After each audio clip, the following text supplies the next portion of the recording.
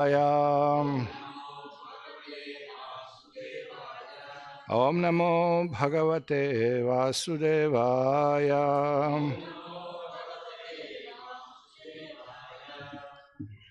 We are in Srimad Bhagavatam, Canto 10, Chapter 20, Rainy Seasons and Autumn in Vrindavan. This is text 13.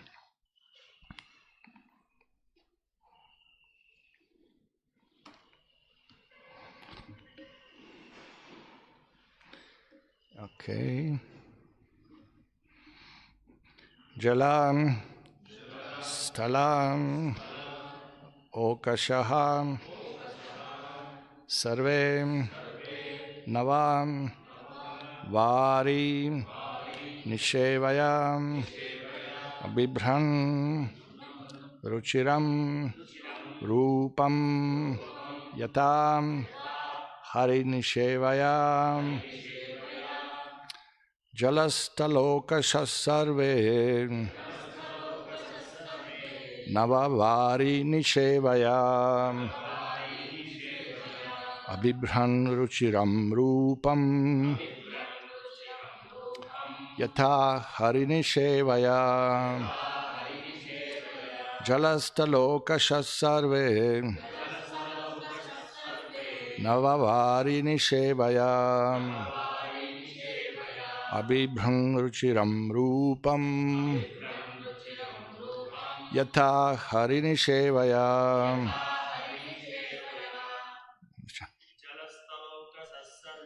Jalastalokashasarve, Navavari Nishevayam, Vibran Ruchiram Rupam, Yata Harinishevayam,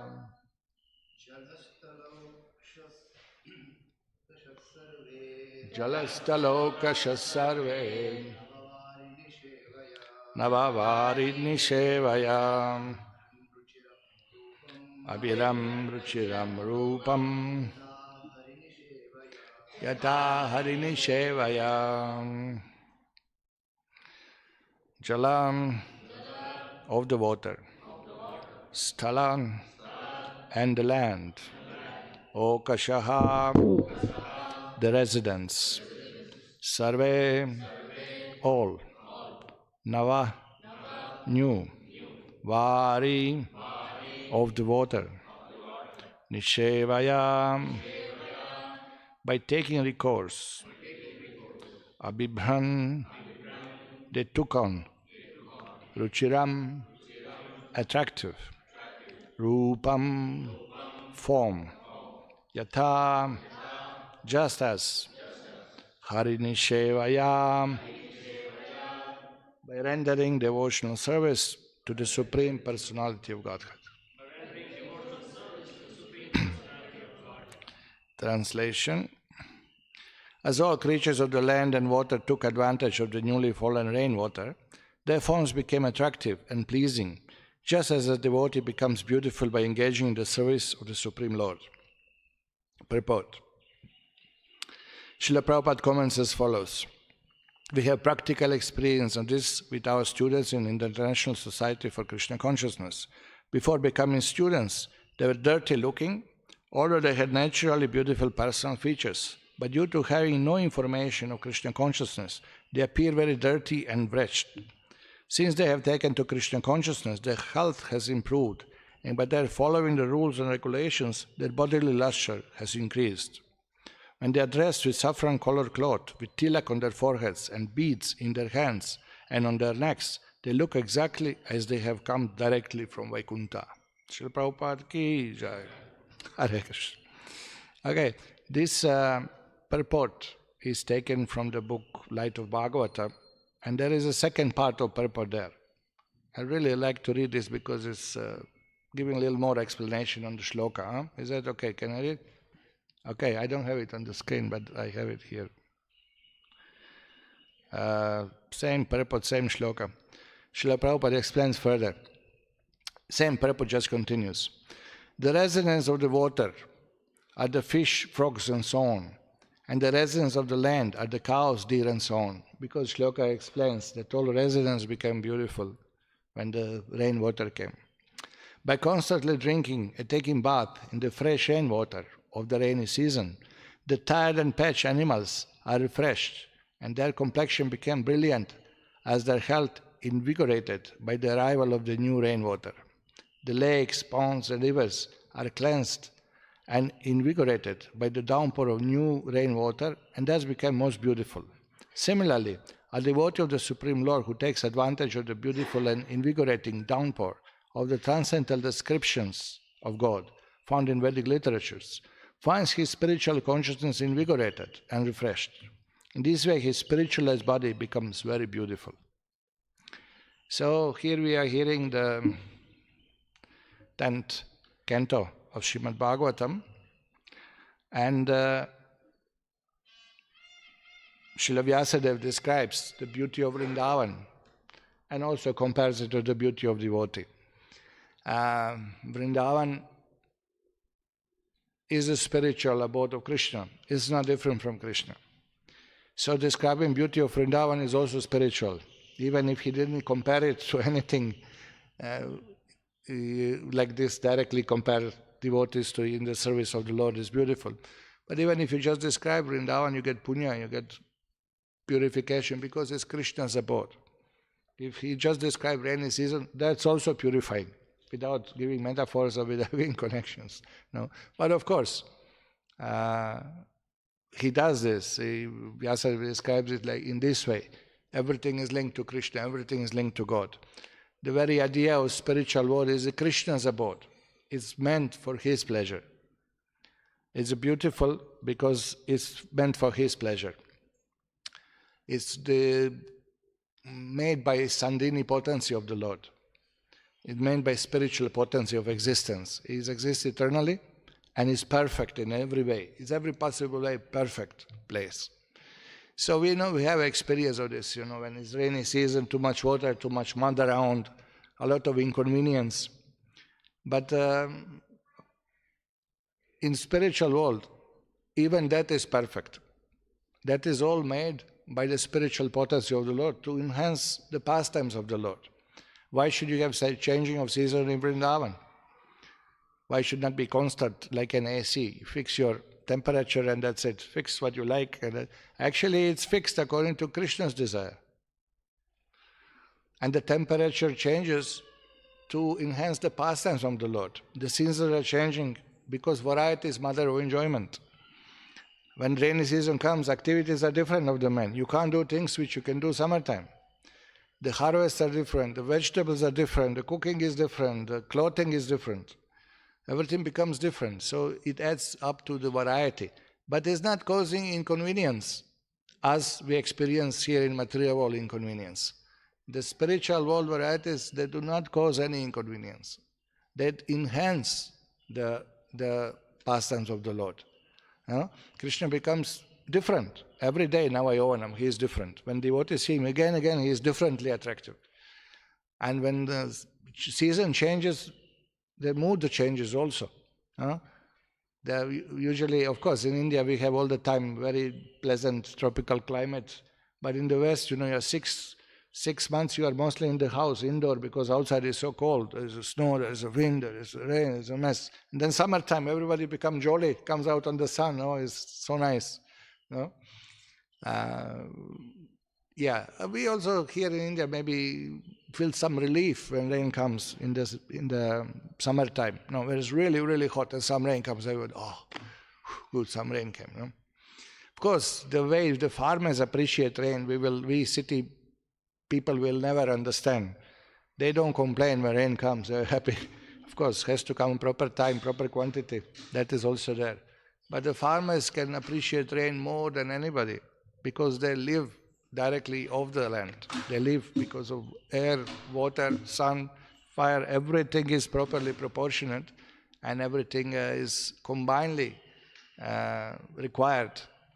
Many factors are required to produce grains, to produce vegetables, to sustain life.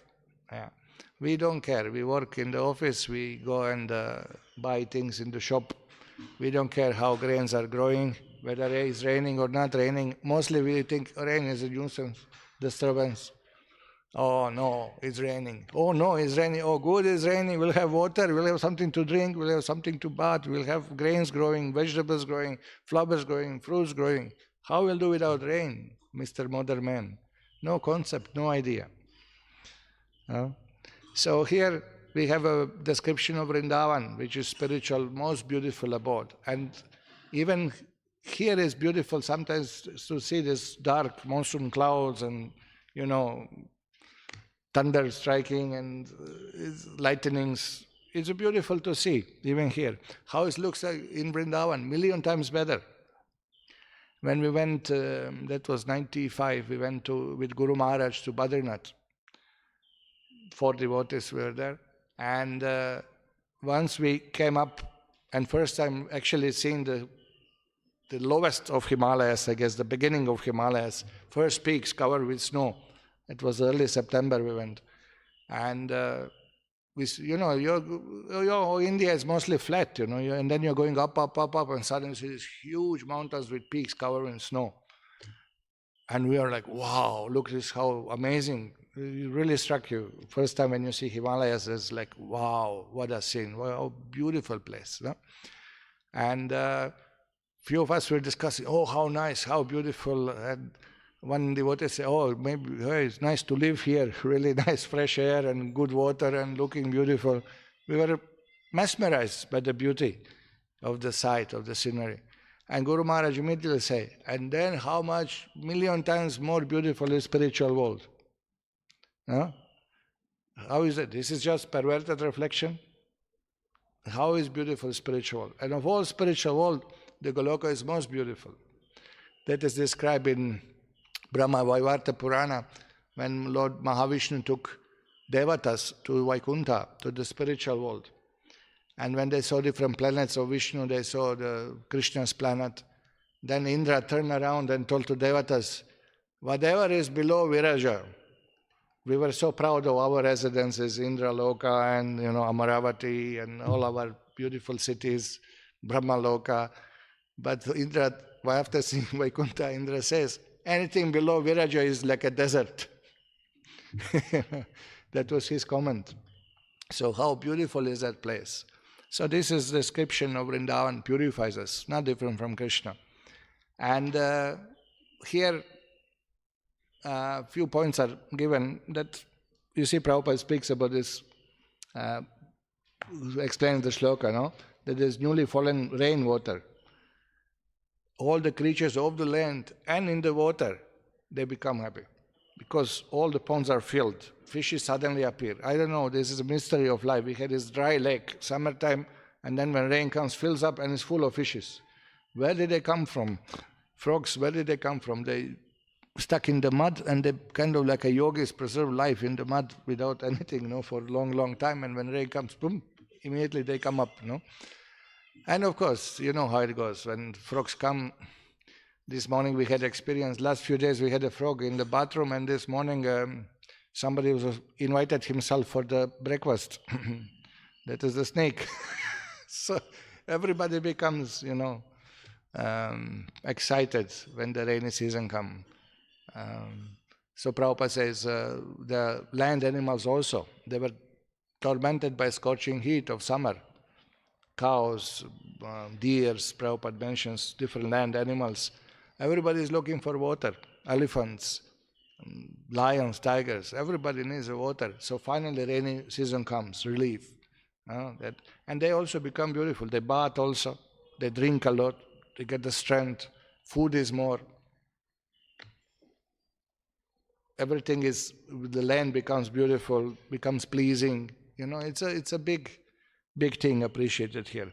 So everybody's form becomes beautiful. We depend on water. Our life depends on water. Without drinking water, you can't live. You can't live. You can live for some time, but not for long. You can't maintain the body. We depend so much on God, so much on these basic elements: air, water, fire, earth. See, this is something that modern man doesn't think about. We're completely oblivious to all these things. But you see, Vedas all the time, they bring us back. Who is the cause of everything, on whom our life depends on. We are depending on Krishna. We are depending on Supreme Controller. We are depending on God. We can't live without Him. We can't live without the ingredients that He is providing. Janmantyasya, everything emanates from Him. Everything. Living or non-living, everything emanates from Krishna. This is how it is. But the modern man that we are managing in the just nature, without cause, without effect, without purpose. A very dumb understanding of life. But here we are seeing that everything is made by God, particularly Vrindavan place. Most beautiful in rainy season, in summer season, autumn season, any season, Vrindavan is all attractive. So that all the creatures become beautiful and regenerated. They become lively and blissful and beautiful compared to the devotee who engages in the service of the Lord. That also we have seen. You can see that devotees who are pure devotees are very attractive, effulgent, very beautiful, shining. That when Srila Prabhupada was in the West, he just sat in the car in front of temple and car started, and the man just on the street looking, this man is glowing, the man is glowing. He's so effulgent, you can't hide. Why? Because the purity is there. The purity. Prabhupada says, here he given a comment, no? A practical experience. Because Prabhupada came preaching to the dirty-looking hippies whose motto in life was, don't take bath, don't shave your hair, don't shave your beard, and don't change your clothes so often. They were stinking, they were drinking, they were taking drugs, they were not taking bath, and then when they become devoted, bath them, shave them up, put the tilak, make them happy, because the souls experience happiness after receiving Sambandha Jnana, after associating with Prabhupada. They become enlivened, they become, that their Krishna Bhakti started. They actually become, basically their spiritual life started. They start living, actually, by receiving the spiritual knowledge and association of Prabhupada. They become enlightened. And they shine. They do, so many times we had this experience that in the West, devotees were distributing books on the airport. And, after some time, airport authorities were very upset that, you are disturbing passengers, you are pushing to take book, you are forcing this, that. So they ban devotees, they prohibit them to come to airport. So devotees, they say, okay, we'll wear karmic clothes, we'll put the wigs, we'll hide ourselves and go to airport and distribute books, because we cannot stop book distribution. And the airport security forces, they say that, these Hare Krishnas again are here, but now they're wearing civil clothes. But easily you can recognize them. Whenever you see bright face and shining, this is Hare Krishna. What a description, Usually you have the culprit, he's, dark cape and holding the gun, and, he's covering his face, hiding or something, But here you see, who is the culprit? The bright face, smiling face, when you see, this is Hare Krishna. Because karmis, they don't smile. They smile. They smile, but it's mixed bag. It's a little bit smiling, a little bit suffering, a little smiling, a little bit suffering. But that happiness of devotee who is sheltered, who has found the lotus feet of Krishna, he becomes fearless, he becomes worryless, he becomes completely free from that tormented torture given by the material desires. And the frustration of his plan not being fulfilled, his desires not being achieved, then this frustration comes in material world. You can see people fried. Material, one day is happy, one day is fried. One day like this, and you can see they can't hide it on the face. You can see on the face. How are you? Okay. Completely fried. What happened? This happened, that happened. Then non-attractive. When attachment is there, material desires there, you are not attractive. It's reflected on your face, on your behavior, on your speech, on your activity. It's reflected. And what to speak of when somebody is really even sinful, gross sinful. It becomes black face. You can see these people who are heavy criminals. They don't look attractive. Sorry. Of course, the criminals don't define word criminal, but killers, that kidnappers, terrorists, they don't look attractive. Tamas, drug addicts, alcoholics. These are not, these are not attractive people. They can smile, but they're not attractive. Face becomes dark. The unhappiness is obvious on the face of person who is materially engrossed, attached, sinful. Yeah. And devotees are light.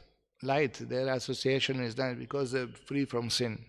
They follow four regulative principles. They chant Krishna's name, which burns like an ash all the reactions of previous activities. They feel light, they feel happy, they feel, finally, after millions of lifetimes, I found the shelter, I have found Prabhupada's lotus feet, I have found Krishna's lotus feet. Finally, we are home, we are with devotees, we are good people, we are sheltered. We are there to serve Krishna and surrender to Him, and He always reciprocates to His devotees. No? So this is the situation here. Devotees, even in this lifetime, even before going home back to Godhead, they are beautiful, attractive. Their form changes. We have seen this. One day we were looking for some old photos for some report, and then we saw ISKCON Salem Janmashtami year 2000, ISKCON Salem Janmashtami 2001, ISKCON Salem Janmashtami 2002. So you could see the people. You can see one photo. You could see that our Kumar, Prabhu Sanat Kumar, printer, you could see hair, big moustache like this. Sundaraj also, one program, he's sitting there in the corner, moustache, glasses, looking like this. You can see next year, already moustaches are not there. Next year, already Tilak is there, Kantimala is there. You can see how you go stage by you can see them shining and bright. And your first photos were, what is this all about? But as time goes, you can see the physical change. What to speak of mind and heart, complete change physically, it's perceived. You can't hide when you are devotee. Devotees saw the Prabhupada, who is pure devotee. Haripad Prabhu told us when he was in Mayapur, he said Prabhupada was just glowing physically. He saw the light coming out of his body. Many devotees, not only him. Jananivas Prabhu said also that he was reading different books, different edition of Gita, so he understood Brahman. This is some Jyoti, some supreme light. So he went to see this Hare Krishna, and Prabhupada, after Ratha Yatra, Prabhupada was sitting giving class. And he saw Prabhupada reading from the Bhagavatam book, he saw the light coming out of his eyes, and he said, that light, the Jyoti is with this man, so I'll follow him. It's a mystery. Not that Prabhupada was, purposeless, but that was needed to be seen by Prabhuji, and he joined, and still he is here serving Krishna. So, now also Prabhupada hints at this purport in the light of Bhagavatam, spiritualized body. Our body becomes spiritualized. Guru's body becomes fully spiritual. The pure devotee's body is spiritual. Even apparently material bones, skin, this, that, but Guru's body is placed in samadhi, in salt. Pure devotee's body is not burnt, is not turned into ashes, because it's a great respect. Why? Because this body was solely, all the material body, solely engaged in Krishna's service, becomes spiritualized. So Guru is placed in samadhi, Guru's body is placed in samadhi with great respect, because this body is fully spiritualized. Why? Because it was used solely in Krishna's service. We have, of course, Srila Prabhupada Samadhi in Vrindavan, even garland from his body, Pushpa Samadhi in Mayapur. Even that purifies you. Anything Guru used, his pen, his book, his glasses, his dictaphone, his mridanga, harmonium he played, everything was used only in Krishna's service. It's completely purifying. It has a spiritual effect. Even those things seen by us, touched by us, we get purified. We have Gadadhar Pandit's Danta Samadhi, tooth of Gadadhar Pandit in Vrindavan in Samadhi. You bow down, you get purified by that also. They have a Buddha's tooth in Sri Lanka. Big temple is there, holding a tooth of Lord Buddha. Purifying. Respect. Why? Because it's spiritual. It's not material anymore. And then we understand the real beauty, the ultimate beauty of a devotee is when he revives his spiritual body. That is the ultimate beauty. That's the body made of spiritual elements. Always youthful. Navayovanam also. Doesn't get old. Unless somebody's role is in Krishna Lila that he's a little older. Spiritual body is eternal. Does not change. Does not deteriorate. No old age. No disease. No ugliness.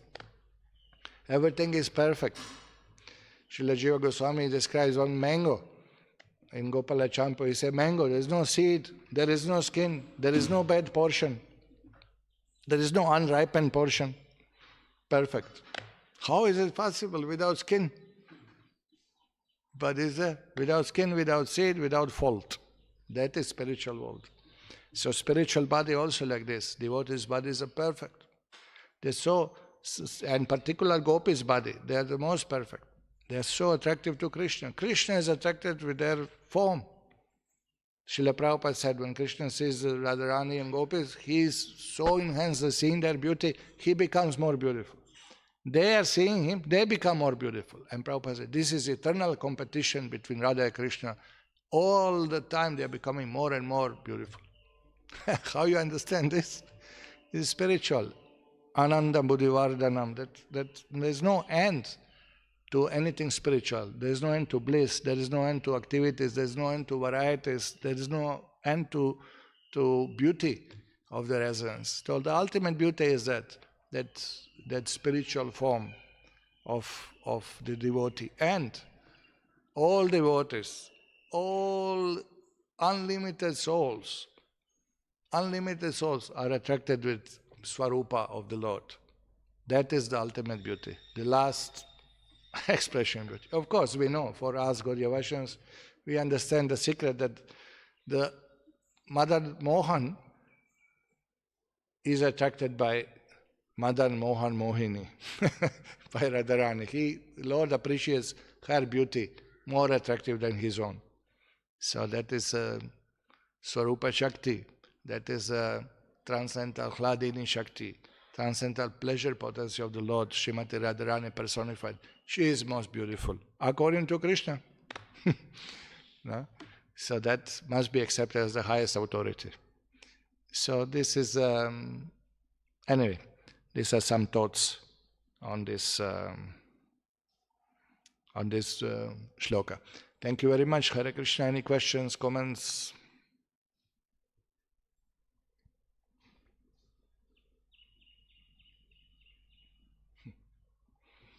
Yes. It's compared to this rain. I mean, often we see in Prabhupada's books also, it's mentioned the rain of mercy. So the rain of mercy in the form of Guru, Sadhu and Shastra. Right. When we just give hearing to it and come in association as I explained, it completely changes externally also, internally also. It is so dirty with all kinds of nonsense ideas previously before coming to Krishna consciousness. But at least now the process of purifying. Yes. Otherwise we would have been crazy actually without this. Yeah. So the rain of mercy brings, I mean, enlivens everyone, but same on Krishna consciousness enlivens everyone. Yeah, very good. That's the rain could be compared to rain of mercy of Guru and Krishna upon the fallen conditioned soul, and they become purified, they become regenerated, they become, what Prabhupada said, what did he say? Vigorated. What did he say? Invigorated. Prabhupada used the word 3-4 times in the purport. Invigorated. Means enhance in the health. Invigorated, get your vigor back. So that's true. Nice, good. Anything else? Okay. Srila Prabhupada ki jai. Srimad Bhagavatam ki jai. Gaur Premanande. Hare Krishna.